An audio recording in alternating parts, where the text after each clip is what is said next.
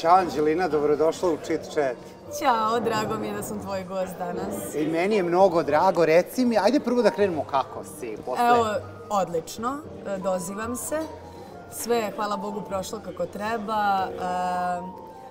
Danas sam, rešila sam da putujem, sutra idem sama na ostrvo. Jao, divno, znači ideš da uživaš i dušom i telom i svim čulima. Tako je, da se regenerišem potpuno i da se vratim da krenem da izbacujem polako pesme sa novog albuma i tako. Nastup na pesmi Eurovizije je zaista bio upečatljiv i veoma zapažen. Koliko ste se spremali za Origamija? Spremali smo se, Boga mi, od onog momenta kad su proglasili ko je prošao na Beosong, od tog momenta pa sve do samog učešća tamo, mi smo se spremali skoro svaki dan. I zaista ste vidio taj vaš trud i rad na sceni kada ste izašli, ti sjajni kostimi koje je Lazar Ilić, naš drugar, stilizovao i pobrinuo se zapravo za sve to. Zaista je sve perfektno izgledalo. Hvala ti puno. Bilo je stvarno, ne znam šta bih ti rekla, sve sam već rekla lepo. Bilo je i prvo večer, što se mene tiče, malo i treme i svega. Drugo večer je bilo fenomenalno. Tako da sve u svemu ono super iskustvo i bilo je onako stresno. Da li će se otvoriti lepeza, da li ću je skinuti sa čička, da li ću uraditi ne znam šta, da li će sve to uspeti.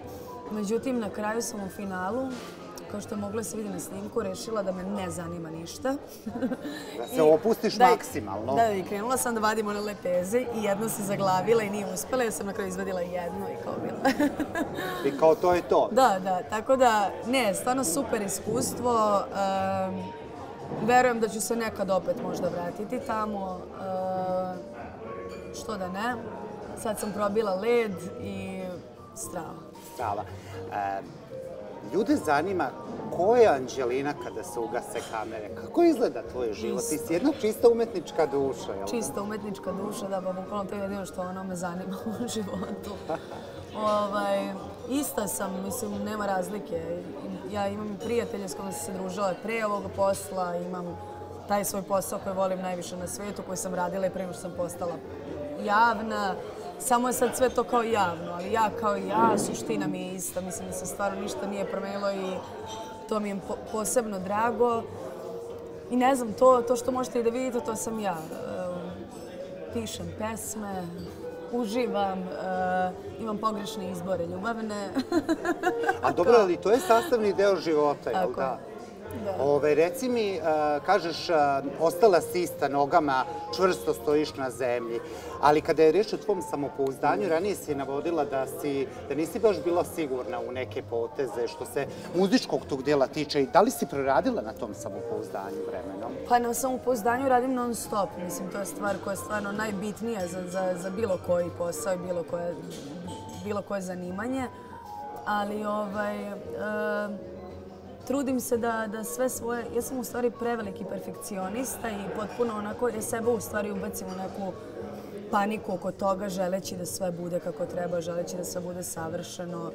A s druge strane sam umetnik koji je potpuno u drugoj varijanti i onda se tu kose tako te dve stvari i umem sama sebi da nabijem tenziju. Naprimjer, klasičan primjer je Beosong polufinale. Ja sam sama sebe dovela do momenta tenzije, treme, nesigurnosti, jer to se s druge strane kosi s ovim umetnikom u meni koji nije na 3-4 sadi, koji je slobodan i ja sam navikla da pevam za ljude, to je razmena energije, to je mnogo drugačije od ovoga i ovo je stvarno teško kad ti imaš sad to uradi.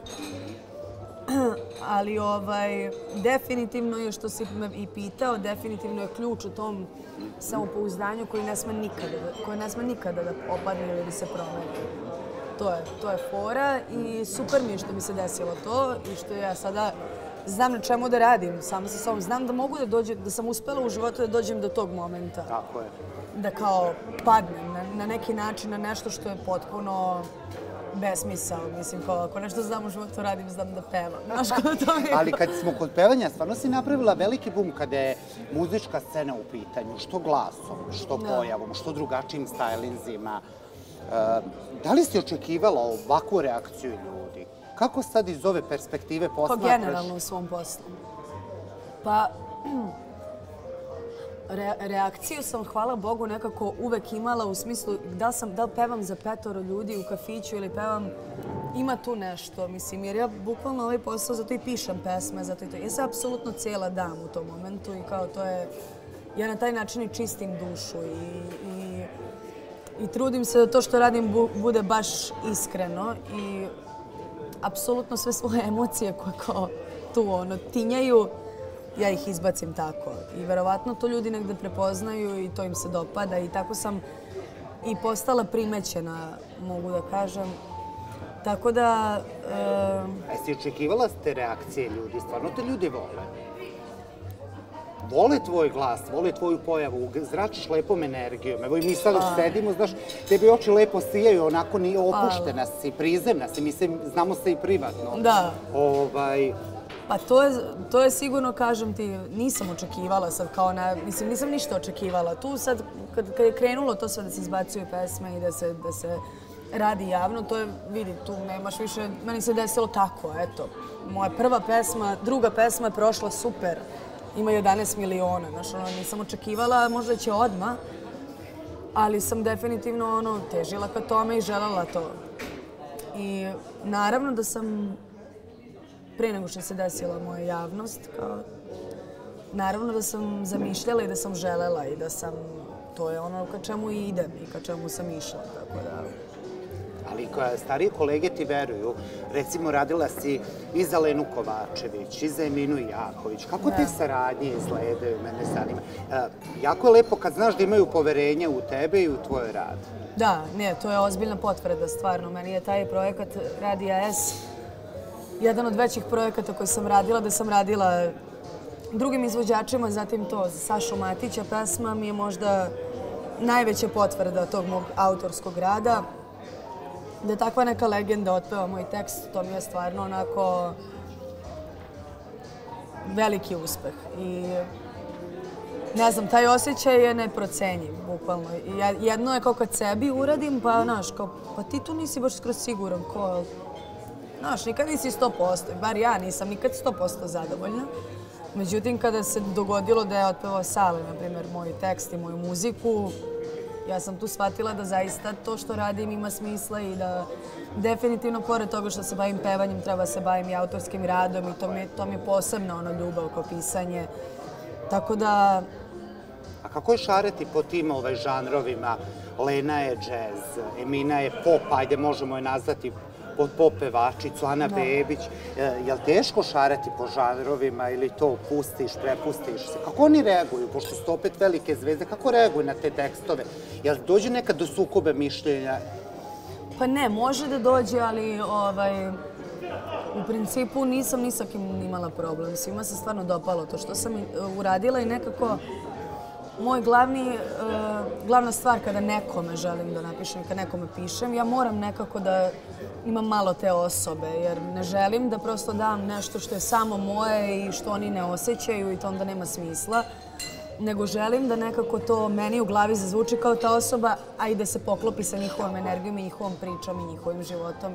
Tako da najbitnije mi je kod tih saradnji zapravo da se mi lepo razumemo. I stvarno ste se razumeli. Ti si izabrala teži put, pop si vratila na velika vrata koji je bio zaboravljen, je li tako? Da. Je li to teži put bio? Pa jeste, zato što treba imati... Pa kao treba, mislim, imati hrabrosti za tako nešto. Ako to je nešto sveže, novo, drugačije, da li će to da prođe ili će da bude kao evo šta ovo radi, ili će da bude okej, ali na kraju ispalo je stvarno super. Mislim, ispalo je... Imam utisak da je inspirisalo dosta mladih izvođača, da nekako probiju ili da pišu svoje tekstove, jer nije toliko toga bilo i mnogo mi je to drago.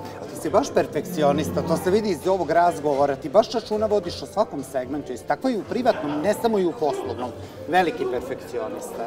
Pa veliki perfekcionista, s druge strane jedan hodajući haos. Mislim kao, i bukvalno obe žive u meni, pa, znaš, svađaju se. Ali to je dobar balans u životu. Jeste, to je, ne znam da li veruješ u horoskop, pa možda je to do toga. Ja sam dvije neke totalne suprotnosti, možda je to poenta kao. I onda, ali... Šta si ti u horoskopu i u tom podznaku? Lavodolija. Lavodolija. Dobro, mi se razumijemo, ja sam big lav, tako da... To je to. To je to. Taj lav u tebi voli pozornicu, voli scenu, voli borbu i to je super. A dok vodoliju ne zanima. Tako je. Ali dobar je to balans negde, znaš, napravljen, što je super. Pa kao drži neku normalu, valjda. Pitanje je. Ali ima tu još raznih planeta, sad da ne ulazimo, koje su lude, ali bit će sve okej. Pošto kaže da si jedna umetnička duša, crtaš, komponuješ, pišeš, pevaš. Ne, bukvalno to je jedino što znam. Jel da? Mislim, da me staviš sada negdje da radim neki ozbiljan posao, ja bi taj isti dan, da mi daš jednu ovcu da čuvam, isti dan bi je izgubila, verovatno. Znaš, ali umetnost je apsolutno kao sve što se tiče umetnosti meni se sviđa, mene loži, tako da ja sam uvek gledam da budem u tome. A odakle crpiš inspiraciju? Pa uglavnom iz svog turbulentnog emotivnog života, iz svoje... Pa ja sam preemotivna i stvarno to je jedini način da ostanem normalna je da pišem pesme. I zaista sjajne pesme. Kako si je reagovala? Znam da si molila da snimiš pesmu Dine Dvornika, ti si mi u mislima, jel da? Tako je, da. Kako je izgledalo to kad su te pozvali i rekli dobro, možeš snimiti tu pesmu? Zaista je mnogo slušana i na svim radiostanicama. Obožavam tu stvar. Stvarno obožavam. I bilo je fenomenalno iskustvo to sa Radio Mes, da kao coveruješ nečiju pesmu, još njegovu pesmu, mislim, to mi je stvarno. I kao, ja sad imam svoju verziju te pesme, to mi je history moment, kao, jej, imaću to uvek. Stvarno prelep projekat. I zaista se sjajno to izvela. Zanima me, šta je to još novo što možemo sad od tebe da očekujemo u nekom narednom? Pa znaš kako, posle tog ostrva gde ćeš da se odmoriš i da napuniš baterije ili ćeš i tamo da radiš? Tamo ću da pišem, definitivno. Ja idem da pišem, pa da. Nosim bukvalno par haljenica, par kupaćih kostima, svesku, laptop, to. To je što stvari koje mi trebaju i idem da radim. I svoju zonu komfora sebi da napraviš. Tako je, da. Mislim, ja imam spreman album koji čeka i pored tog albuma imam i singlova koliko hoćeš, koji su u studiju. Sad se živi ovaj origami, kao sluša se, jako mi je drago zbog toga. Ja idem sad se rekonektujem da vidim šta ću da radim dalje, kojim ću tempom zapravo da izbacujem album. Pravim plan oko toga i izbacujem. Ali imaš tu neizdržu pred izbacivanjem nove pesme? Da, jedva čekam da izbacim sve pesme koje sam napisala. Ne mogu prosto više da tovarim novo i novo da pišem, a da mi ovo stoji. I nekako moram to što pre da odradim. Želim u stvari to što pre da odradim. Tako da će već u aprilu moći da čujete nešto novo. Znači, to je jako blizu. Je li ima neka nova zvezda koju ćeš da radiš pesmu ili ćeš to ostaviti u tajnosti? Ima, šuška se svašta tu nešto da pripremamo i radimo, ali ne sam da kažem još ništa. Jao. Reci mi, jesi zavolela Instagram? Znam da nisi u početku nešto posebno zavolela Instagram. Tako je. U početku baš nisi volela taj Instagram. Ne, pričali su nešto kao ugasit će nam internet na cijelom svijetu. Voliš te momente? Ali ne bih volela, zato što prosto sad većina ljudi ima karijere preko interneta i stvarno to mi bio debakl, ne daj Bože, stvarno. Ali nekako sam se navikla da je to nova stvarnost. Ja sam kao u principu bila samo malo starmala u glavi iz nekog razloga. Iako ja sam i u srednjoj imala Instagram i tada i meni to bilo zabavno, a posle sam bila kao, ne. Jer se ipak sećam i perioda gde smo se mi svi družili i nisi ti imao to da se... Znači imala sam kao jedno i drugo iskustvo i generalno to je da sam umetnička duša i sve volim sve opipljivo, volim sve stvarno, volim da komuniciram s nekim ovako, a ne da se kuckam. Ne da crpiš tu energiju na ljude koji su viralni. Tako je, i kao skontam da i ja, ko Teletubbies, izgubim 3 sata gledam u telefon, kao idiot. Ali prosto sve je tu sada i nisam voljela ono što kao bilo ko može da kaže bilo šta, a ne postoji nijedna služba koja kaže idiota, ugasi se pošto pričaš gluposti, nego svako može da kaže bilo šta, svako može... Znaš, ali s druge strane, koliko je to loše, imaš i super stranu jer ima ljudi koji mogu da ti kažu nešto što će ti stvarno značiti. Stvarno ja pratim neke stranice koje su fenomenalne, gdje imaš nešto da naučiš, imaš nešto i da čuješ. Tako da sve to kao i uvek ima i loše i dobre strane. Ali dobar je vid promocije, kad su albumi ili singlovi, nije bitno, dobar je vid promocije. Jest. Ti imaš tu svoju armiju ljudi koja te voli, prati i to je jako lepo čuti. A kada je moda u pitanju, reci mi, moda je za tebe igralište na kome jako lepo igraš. Kombinuješ različite stilove na sebi svojstven način i donosiš neke nove trendove. Ko su ti uzori modni? Nemam modne uzore, pošto ja s modom sam na vi. Iako sam studirala dizajn industrijski i to sve, mene generalno ne lože stvari da radim u kojima ne mogu da smislim nešto novo. I to je isto još jedan problem u mojoj glavi. Stalno želim da nešto novo smislim. I onda u modi nemaš ti tu mnogo toga novog da smisliš. Međutim, zabavno mi je bilo ono što sam kombinovala kao body, pa preko body da ide preko pantalona, jer kao ja sam to razmišljala i shvatila, istaknuti liniju, kao ti si skroz obučena, ali zato kao zadnjica izgleda top, sve izgleda, sve je gore utegnuto kao korset, kao dole su pantalone. I onda se je to lepo razmaštala i napravila sam neke svoje prve modele i to planiram da se pozabavim time do kraja ove godine da izbacim. Kao malo garderobe, da. Ali to mi je čisto onako hobi moment. I to nije za svaki dan, to je više onako scenski moment, ali mi je prosto zabavno pa bi... A ne bi nas čudilo da vidimo tu i u izlascima uveče? A generalno da me pitaš kao da ti nabrojim nekih 5 firmi kao koje su šta... Ne, naravno. Ne, ja sam... Potpuno svoja. Ali imaš neke omiljene komade, recimo, da daš ženama savet, šta je to must have po tebi što bi svaka žena trebala da ima u svom ormaru? Pa sigurno dobru belu košulju, dobre farmerke, neke one koje su gore uske, dole zvoncare da istaknu lepu figuru. Odelo, neko lepo odelo bi trebala da imaju, a sve ostalo... Ono u čemu se one osjećaju dobro, to je zapravo njihova garderoba. Čista umetnička duša. Pa jeste.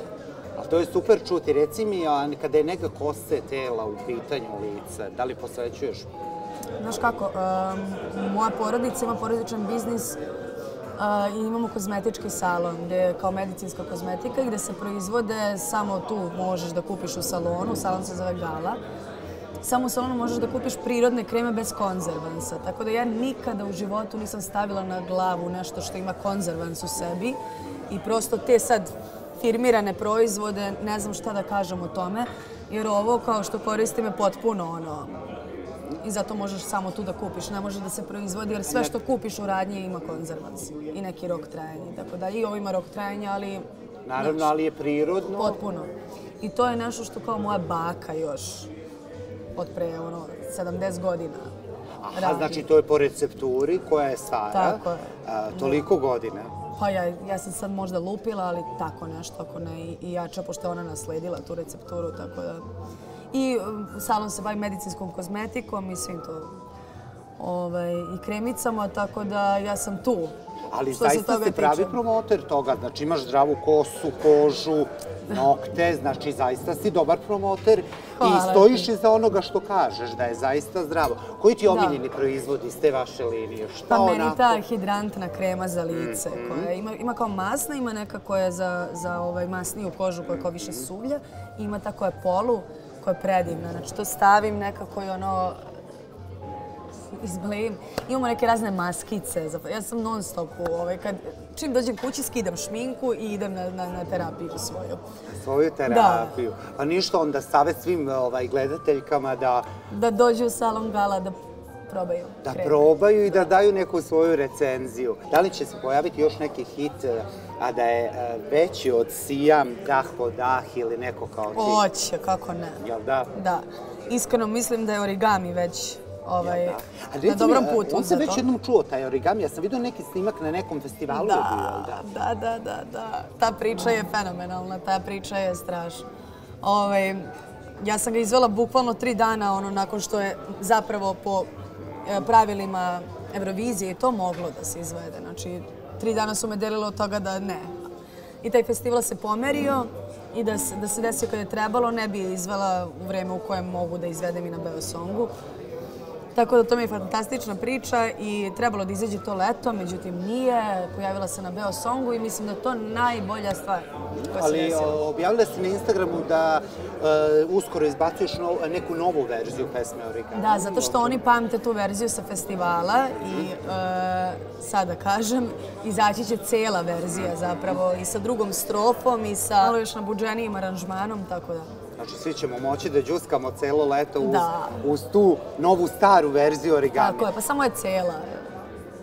Što je zaista sjajno. Želim ti da se odmoriš, da napuniš baterije. Hvala puno. I eto aprila da nas iznenadiš nekim...